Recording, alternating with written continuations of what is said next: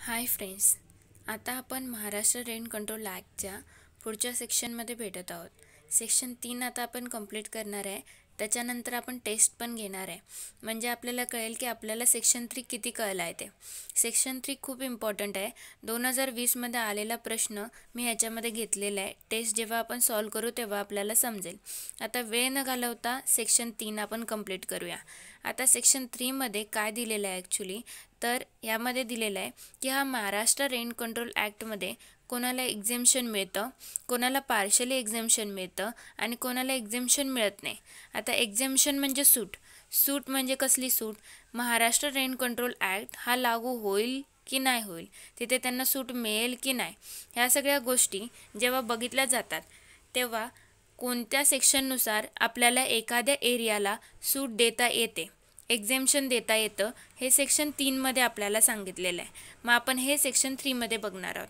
तर सेक्शन 3 मध्ये आपल्याला सांगितलेलं आहे की अशा एरियांना जिथे गव्हर्नमेंटची तो भाग सगळा गव्हर्नमेंटचा आहे, तिथे गव्हर्नमेंट वर्क करत आहे, एक गव्हर्नमेंट कंपनी आहे तिकडे, तर अशा ज्या एरिया असतो, असा जो एरिया असतो त्या ठिकाणांना आपल्याला टोटल सूट द्यावी लागते, म्हणजे पूर्णपणे सूट त्यांना आपल्याला द्यावी लागते, टोटल एक्झेम्पशन द्यावं लागतं आपल्याला।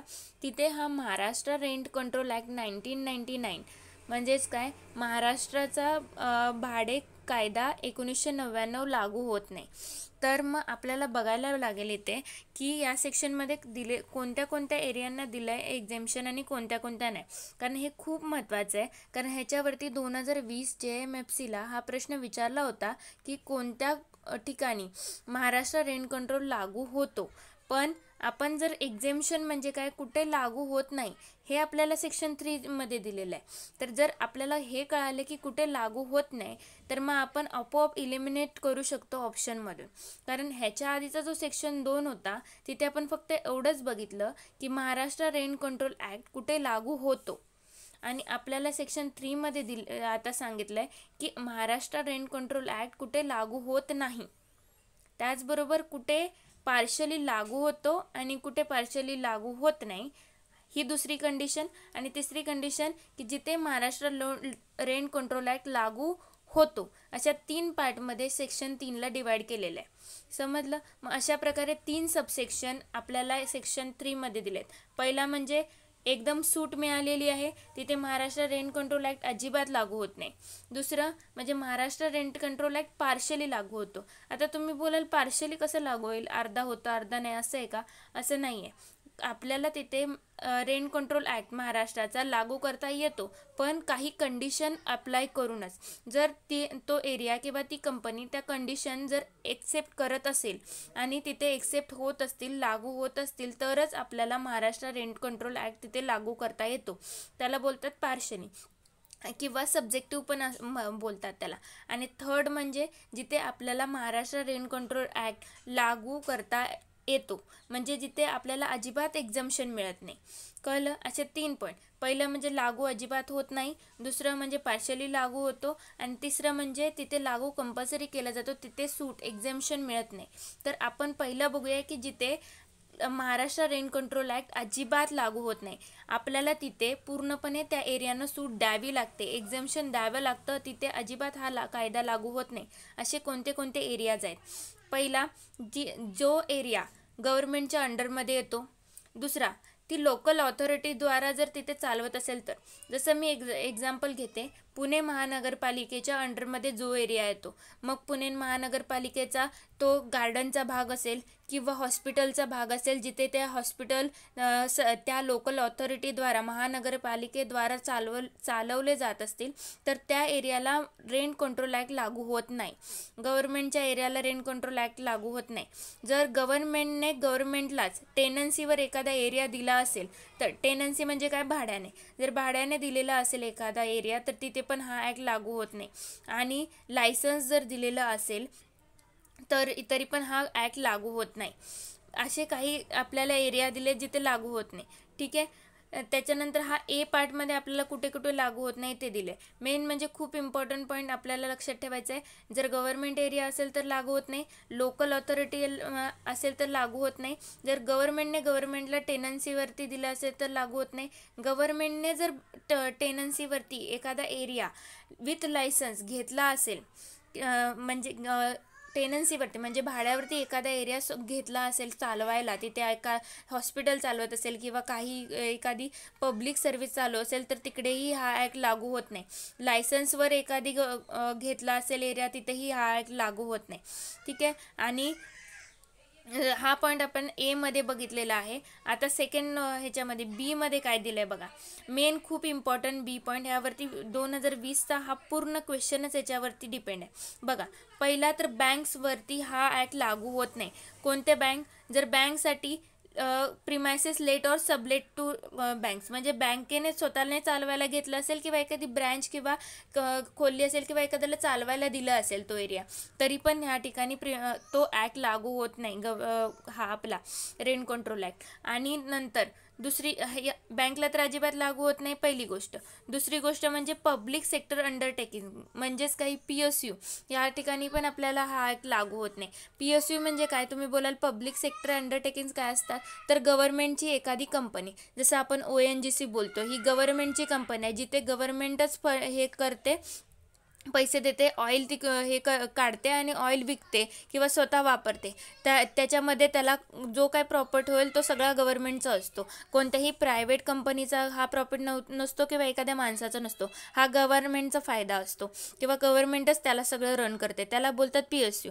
जसं एक्झाम्पल ONGC घेतलं आपण, भेल घेतलं, सेल घेतलं. त्याच्यानंतर आपण एक्झाम्पल घेऊ शकतो ज्या बँक्स असतात, ज्या गव्हर्नमेंट बँक असतात, SBI असतील, अशा ज्या असतात ज्या गव्हर्नमेंटद्वारा चालवल्या सर्व कंपन्या ह्याच्यामध्ये येतात. जसं आता तुम्ही कोरोनाच्या ह्याच्यामध्ये बघत असाल की तुम्ही मोफत अन्न वाटलं जात आहे, तर कोणाद्वारे वाटलं जात आहे? ते फूड कॉर्पोरेशन ऑफ इंडिया. ही पण एक कंपनी गव्हर्नमेंटची आहे. संकट काळामध्ये काय करते? ती अन्नधान्य वाटण्याचं काम करते. आणि जेव्हा अन्नधान्याचा पुरेसा साठा असतो तेव्हा ते साठवून ठेवण्याचं पण काम FCI करते, म्हणजेच फूड कॉर्पोरेशन ऑफ इंडिया करते. म्हणजे जेव्हा कधी संकट येईल तेव्हा सगळ्यांना अन्न तरी सगळ्यांच्यापर्यंत, गरिबापर्यंत पोहोचलं पाहिजे. ही कंपनी पण गव्हर्नमेंटची आहे. मग ही कंपनी जिथे स्टोअर करून ठेवत असेल ते धान्य वगैरे, ते धान्य स्टोअर करण्यासाठी त्याला कोणतंही भाडं द्यायची गरज नाही आहे, कारण इथे हा ॲक्ट लागू होत नाही. समजलं म्हणजे काय? ज्या गव्हर्नमेंटच्या कंपन्या असतात त्या ONGC किंवा FCI, food corporation of India, त्यांना जी जागा लागते, ज्या जागेवर ते काम करत असतात तिकडे हा ॲक्ट लागू होत नाही. म्हणजे PSUला लागू होत नाही, बँक्सला लागू होत नाही आणि महानगरपालिकांना पण लागू होत नाही. महानगरपालिकांना कॉर्पोरेशन बोलतात. Corporation established by or under any central or state act, तिकडे पण हा ॲक्ट लागू होत नाही. त्याच्यानंतर फॉरेन मिशन म्हणजे एखादं विदेशी मिशन आपण घेतलं तर ते जर चालवायला आपण एखाद्या ठिकाणी सगळ्यांनी टीम बनवली असेल आणि ती टीम त्या एखाद्या एरियामध्ये भेटते, मीटिंग भरवते आणि आपलं मिशन ठरवते, ह्याच्यानंतर पुढचं काय प्लॅन आहे, तर त्या ठिकाणी पण आपण त्या एरियाला पण आपण हा ॲक्ट लागू करणार नाही. इंटरनॅशनल एजन्सीजना, म्हणजेच काय, आंतरराष्ट्रीय ज्या कंपन्या असतात, आंतरराष्ट्रीय संस्था असतात, यांना पण हा ॲक्ट अजिबात लागू होत नाही. मल्टीनॅशनल कंपनीज म्हणजे काय? तुम्ही बहुराष्ट्रीय कंपन्या बघत असाल. बहुराष्ट्रीय कंपन्या म्हणजे काय? जर समजा एखादी कंपनी अमेरिकेवरून भारतात तिने FDI केलं, म्हणजे काय? Direct investment, foreign direct investment केली, इथे स्वतःची एक कंपनी खोलली, इथेच मॅन्युफॅक्चरिंग करायला सुरुवात केली. फक्त इंडियामध्येच नाही, तर तिने स्वतःची ब्रँच चायनामध्ये, आफ्रिकामध्ये, ऑस्ट्रेलियामध्ये पण खोललेली आहे. म्हणजे ती फक्त एकाच देशात नाही तर खूप देशांमध्ये आहे. त्यालाच बोलायचं बहुराष्ट्रीय कंपनी. म्हणजेच काय? Multinational company. जी कंपनीची ब्रँच खूप साऱ्या देशांमध्ये पसरलेली आहे, ती वर्ल्ड वाईड पसरलेली आहे, ग्लोबल कंपनी आहे, तिला बोलायचं मल्टीनॅशनल कंपनी. त्या ठिकाणी पण आपल्याला हा ॲक्ट लागू करता येत नाही. त्याच्यानंतर आहे प्रायव्हेट लिमिटेड कंपनी, ज्या असतात ना, प्रायव्हेट लिमिटेड कंपनीज, PVT जिथे लिहितात, त्यांना पण हा ॲक्ट लागू होत नाही. आणि प्रायव्हेट लिमिटेड कंपनी अशी पाहिजे ज्याचा टर्नओव्हर किंवा ज्याचं कॅपिटल 1 करोडपेक्षा किंवा 1 करोड किंवा 1 करोडपेक्षा जास्त असलं पाहिजे. त्या कंपनीला पण, त्या प्रायव्हेट कंपनीला अजिबात हा ॲक्ट लागू होत नाही. तर हे पॉईंट्स आहेत जिथे हा ॲक्ट लागू होत नाही. तर एकदा आपण बेअर ॲक्टची भाषा वाचून बघूया. बघा, एक्झेम्पशन section 3, these acts shall not apply a to any premises belonging to the government or a local authority, or apply as against the government to any tenancy, license or other like relationship created by a grant from or a license given by the government in respect of premises requisitioned or taken on lease or on license by the government, including any premises taken on behalf of the government on the relationship by or in the name of any officer subordinate to the government authorized in premises let or given on license to the government or a local authority, or taken on behalf of the government on such basis by or in the name of such officer.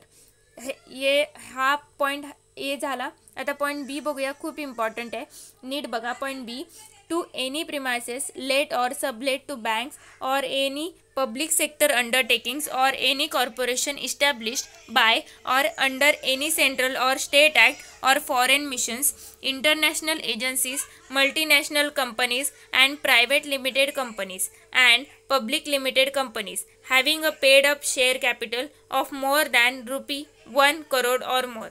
इथे हा act अजिबात लागू होत नाही. समजलं?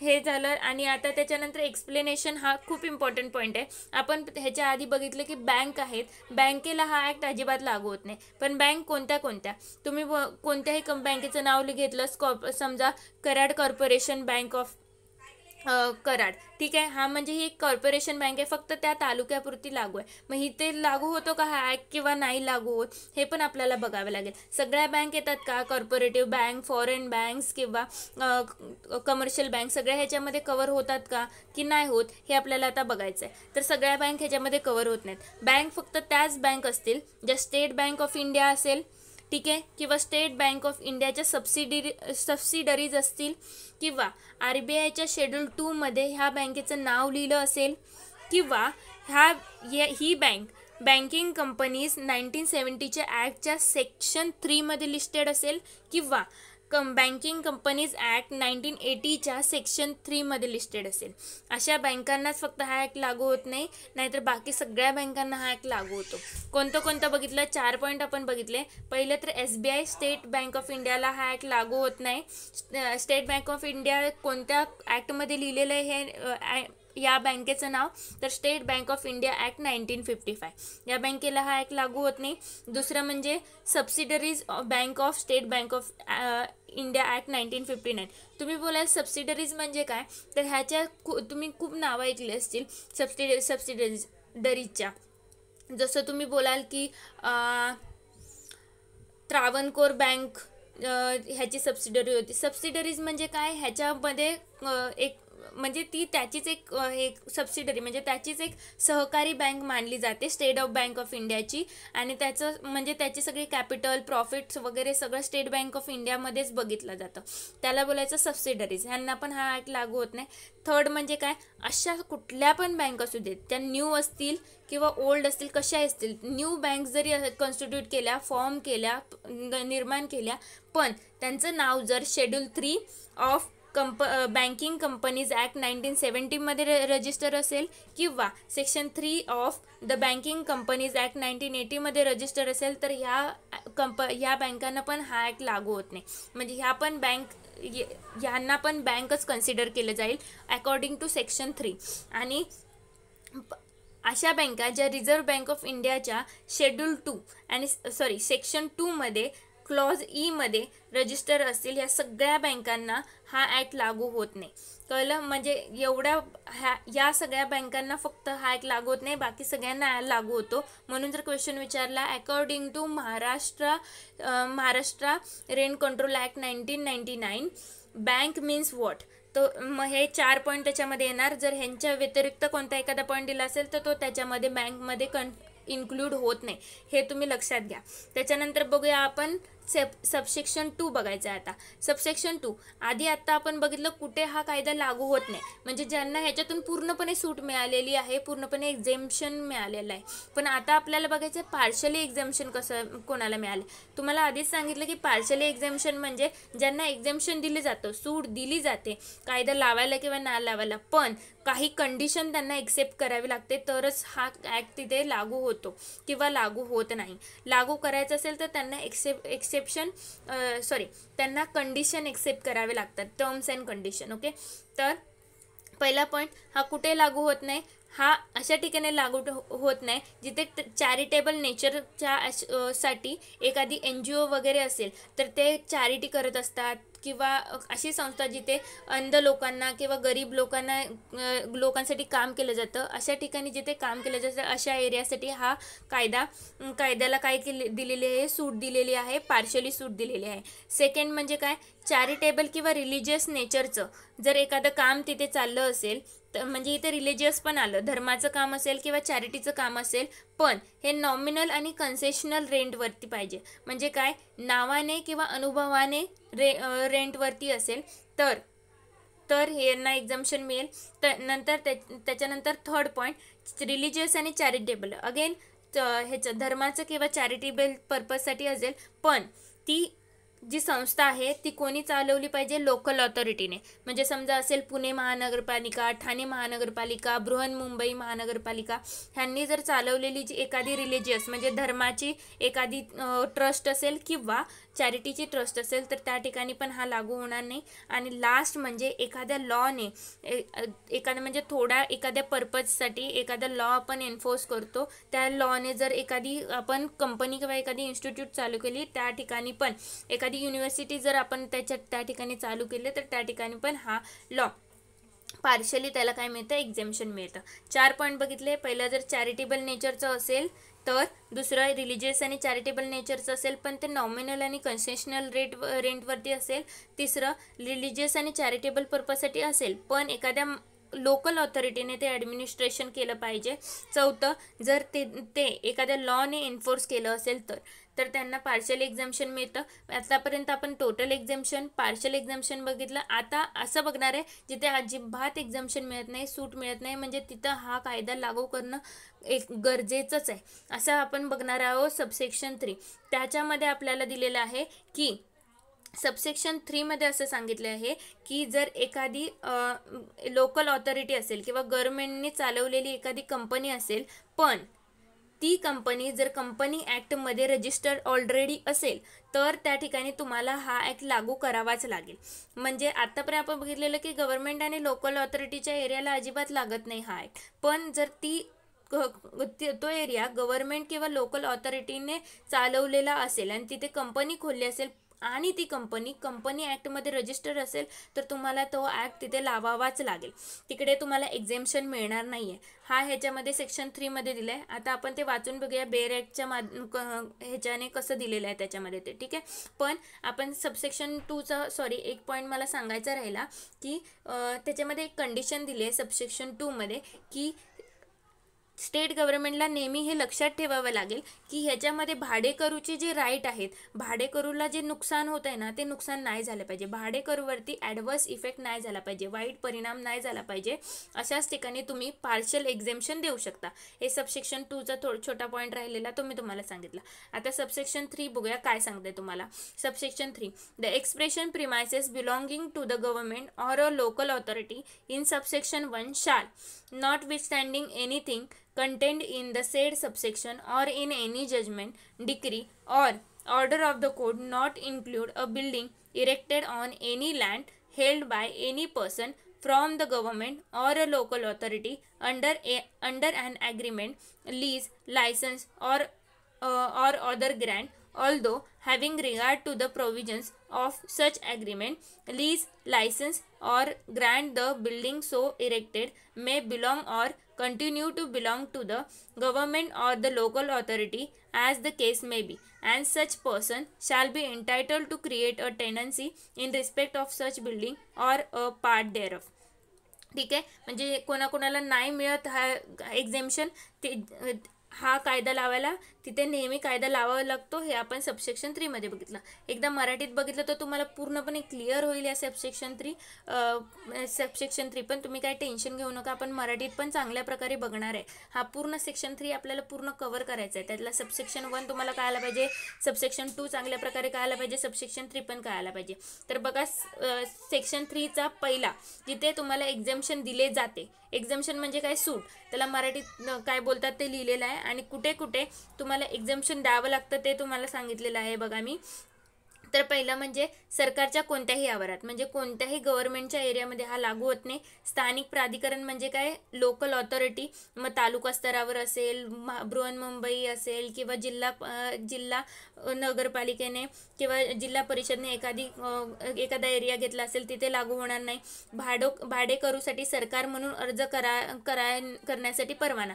जर समजा सरकारने स्वतःच अर्ज केला असेल भाडेकरूसाठी, म्हणजे काय, सरकार स्वतःच कोणाकडून तरी तो एरिया घेते स्वतःची कंपनी चालवायला. जसं समजा एक्झाम्पल घ्या, आता समजा ONGCचा एरिया, आता तर सध्या तो गव्हर्नमेंटचाच आहे, पण तुम्ही थोड्या वेळासाठी अज्युम करा, थोड्या वेळासाठी माना असं की तो ONGC कंपनी जिथे चालते, आता चालू आहे तिचं सगळा ते काम चालू आहे, तो एरिया जर सरकारचा नसेल तर तो एखाद्या कंपनीच्या मालकीचा असेल, तर सरकार काय करेल, भाड्याने ती कंपनीकडून तो एरिया घेईल आणि तिथे ONGC चालवेल. तर अशा एरियामध्ये पण हा जो ॲक्ट आहे तो लागू होणार नाही. म्हणजे ती कंपनी सरकारला डायरेक्ट नाही बोलू शकत, ह्या ॲक्टनुसार तुम्ही मला एवढे भाडं दिलंच पाहिजे, एवढे पैसे दिले पाहिजे, असं अजिबात होणार नाही. जे काय ॲग्रीमेंट त्या कंपनीमध्ये किंवा गव्हर्नमेंटमध्ये या दोघांमध्ये होईल त्यानुसारच ते काम होईल. हा act Maharashtra rent control act तिथे लागू होणार नाही. म्हणजे ONGC जिथे चालू असेल किंवा हे ह्या कंपन्या, सरकारच्या कंपन्या जिथे चालू असतील ना, जिथे सरकारने भाड्याने एखादा एरिया विकत घेतला असेल स्वतः सरकारने, तिथे हा ॲक्ट लागू होणार नाही. ओके, हां ठीक आहे. पुढे अनुदानाद्वारे तयार केलेले इतर संबंध, म्हणजे तुम्ही एखाद्याला ग्रँट म्हणून एखादा एरियाज जर तुम्ही देत असाल की हा चल मदत म्हणून तुला दिला आणि तू तिथे काम कर, तर तिथे पण हा लागू होणार नाही आहे. आणि शासनाने स्वतःच जर लायसन्स दिलं असेल तर हा त्या ठिकाणी पण हा ॲक्ट लागू होणार नाही. ठीक आहे. बी पार्ट, जिथे म्हणजे मगाशी बघितलं होतं आपण सबसेक्शन 1चा ए पार्ट होता आणि बी पार्ट होता, हा बी पार्ट आहे. हा खूप इम्पॉर्टंट आहे. हा 2020 मध्ये JMFCच्या क्वेश्चन पेपरमध्ये हा आलेला क्वेश्चन आहे की कुठे हा कायदा लागू होत नाही, त्या गोष्टी सांगा. तर मगाशीच बघितलं आपण, बँका आहेत, बँकांना हा ॲक्ट लागू होत नाही. ठीक आहे. तर कोणत्या बँक पण आपण बघितल्या, 4 प्रकारच्या बँक, एक State Bank of India, subsidiaries of State Bank of India, Reserve Bank of इंडियाच्या सेक्शन 2च्या क्लॉज E मध्ये जे रजिस्टर आहेत ते, आणि त्याच्यानंतर 1970च्या बँकिंग कंपनीज ॲक्टमध्ये सेक्शन 3 मध्ये ज्या बँकांचं नाव असेल त्या सगळ्या बँकांना ह्याच्यामधून पूर्णपणे सूट दिलेली आहे. त्यांना ह्या ॲक्ट प्रमाणे भाडं भरावंच अशी सक्ती केलेली नाही आहे. ठीक आहे. पहिलं तर बँकांना सूट, दुसरं स्थानिक प्राधिकरण म्हणजे लोकल ज्या ऑथॉरिटी असतात त्यांना सूट. लोकल ऑथॉरिटी तुम्हाला आत्तापर्यंत कळलंच असेल, 2-3 वेळा सांगितलं. जसं महानगरपालिकेचा एरिया असतो, जिल्हा परिषदेचा एरिया असतो, त्याला लोकल ऑथॉरिटी किंवा स्थानिक प्राधिकरण बोलतात. तिसरी गोष्ट म्हणजे सार्वजनिक क्षेत्रातील कोणत्याही उपक्रमासाठी, जर समजा तुम्ही पब्लिक सेक्टरसाठी, पब्लिकच्या सर्व्हिससाठी एखादा एरिया, जसं इलेक्शनसाठी तुम्ही जर एखादा एरिया घेताय ते कंडक्ट करण्यासाठी, काम करण्यासाठी, तर तिथे पण लागू होणार नाही.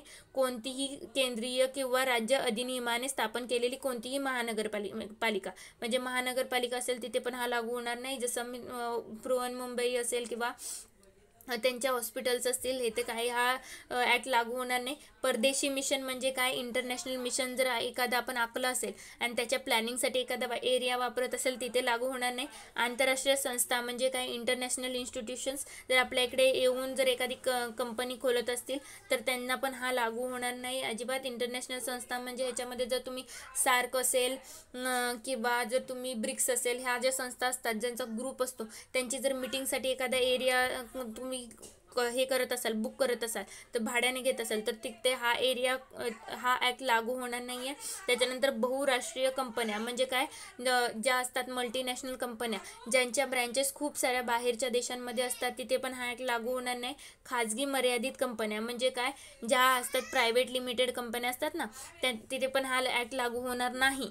आणि प्रायव्हेट लिमिटेड कंपन्या अशा ज्यांचा टर्नओव्हर म्हणजे ज्यांचं कॅपिटल भरपाई जे त्या करत असतात 1 कोटी किंवा 1 कोटीपेक्षा जास्त, अशा कंपन्यांना, अशा प्रायव्हेट लिमिटेड कंपन्यांना पण हा ॲक्ट लागू होणार नाही. ह्यांना पण पूर्णपणे एक्झेम्पशन मिळालेलं आहे.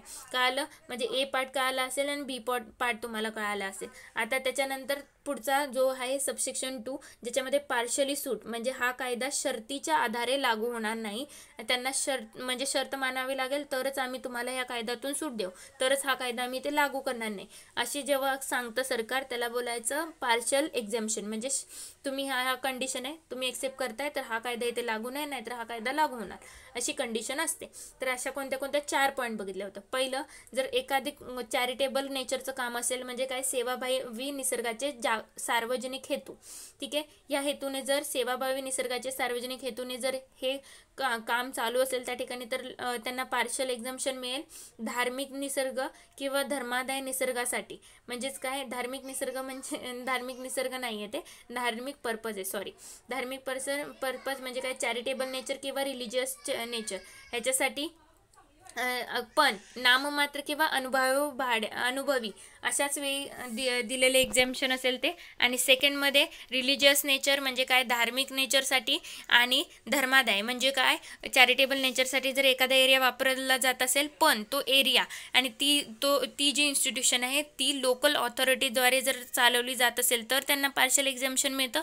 आणि तिसरी गोष्ट, कायद्याने जर एखादी विद्यापीठाची स्थापना केली पण एन्फोर्स केला तो कायदा तिकडे, आणि एखादी युनिव्हर्सिटीची जर आपण तिकडे स्थापना केली तर त्याला पण आपण पार्शल एक्झेम्पशन देऊ शकतो, की म्हणजे असं सांगू शकतो हे रूल्स आहेत, हे कंडिशन, टर्म्स अँड कंडिशन्स आहेत, हे एक्सेप्ट करा, मग इथे या एरियाला आम्ही हा लॉ लावणार नाही, हा लॉ लागू होणार नाही. तर हे 4 पॉईंट आहेत त्याच्यामध्ये, ठीक आहे. आता सूट कोणाला मिळत नाही, कोणाला अजिबात एक्झेम्पशन मिळत नाही, तर 2 पॉईंट खूप इम्पॉर्टंट. आतापर्यंत आपण नेहमी वाचत आलो की लोकल ऑथॉरिटी आणि गव्हर्नमेंटच्या एरियाला अजिबात हा ॲक्ट लागू होत नाही, पण आपण बघायचं आहे आता की गव्हर्नमेंट आणि लोकल ऑथॉरिटीचा एक असा एरिया असतो जिथे काय होतं, हा ॲक्ट लागू होतो. आणि तो एरिया म्हणजे कोणता, जर गव्हर्नमेंटची एखादी कंपनी ॲक्टमध्ये काय असेल, तिची नाव नोंद असेल, तर तिथे तो ॲक्ट लावावा लागतो, ठीक आहे. हा पहिला पॉईंट आहे. दुसरा पॉईंट, केंद्र किंवा राज्य कायद्यानुसार तयार केलेली सार्वजनिक संस्था, जर एखादी संस्था स्थापन केली एखाद्या कायद्यानुसार, मग तो केंद्राचा कायदा असू दे किंवा राज्याचा कायदा असू दे, तर त्यालाही सूट अजिबात मिळत नाही. तर हे कशामध्ये सांगितलं आहे आपल्याला, सबसेक्शन 1, म्हणजे काय, इथे फक्त 1 लिहिलं आहे, इथे सबसेक्शन 1 आहे. सबसेक्शन 1 मधील जर एखाद्या सरकारी किंवा स्थानिक प्राधिकरणाने सांगितलं असेल की कोर्टाच्या आदेशानुसार कोणत्याही शासकीय अधिकाऱ्याने एखाद्या व्यक्तीने ठेवलेल्या कोणत्याही जागेवर उभारलेल्या इमारतीत स्थानिक प्राधिकरणाचा समावेश नाही. म्हणजे याचा अर्थ काय, जर समजा ए नावाचा एक व्यक्ती आहे, तो एका स्वतःचा बिझनेस चालवतो, ठीक आहे. तर जर एक कोर्टाचा आदेश आहे, त्याची काय आहे 500 एकर जमीन आहे, तिथे आपण काय करू शकतो, पब्लिक सर्व्हिससाठी एखादं काय करू शकतो, कार्य करू शकतो. म्हणून कोर्टाने जर समजा एखाद्या अधिकाऱ्याला आदेश दिले की तुम्ही त्या एरियावरती काय करा, एखादी कंपनी उभारा, तर त्या ठिकाणी उभारलेली जी कंपनी आहे त्या कंपनीचं भाडं त्या माणसाला द्यावं लागेल, त्या ए नावाच्या पर्सनला द्यावं लागेल, कारण ती जमीन त्या माणसाची आहे. त्यामुळे ह्या बाबतीत अजिबात सूट मिळत नाही, इथे हा कायदा लागू होतोच. हा पहिला पॉईंट कळाला. म्हणजे कोर्टाच्या आदेशानुसार जर एखाद्या अधिकाऱ्याला आदेश दिला की ए नावाच्या म्हणजे एखाद्या व्यक्तीच्या जमीन त्याच्या नावाची आहे, तिथे तुम्ही काय करा, एखादी कंपनी उभारा, एखादी इमारत उभारा, तर त्यावेळी त्याला भाडे द्यावे लागते, हा कायदा लागू होतो. पहिला पॉईंट समजला. दुसरा पॉईंट, करार, लीज, परवाना, अन्य अनुदान म्हणून उभारलेली इमारत, म्हणजे जर समजा एखादा करार करून, म्हणजे दोघांमध्ये करार झाला, लीजवर दिला एखादा एरिया, किंवा परवाना असेल किंवा अन्य अनुदान असेल, तेव्हा पण जर इमारत एखाद्या सरकारने किंवा लोकल ऑथॉरिटीने उभारली तरी पण त्यांना ह्याच्यातून सूट मिळत नाही, तिकडे पण त्यांना भाडे भरावे लागते, तिकडे पण हा कायदा लागू होतो.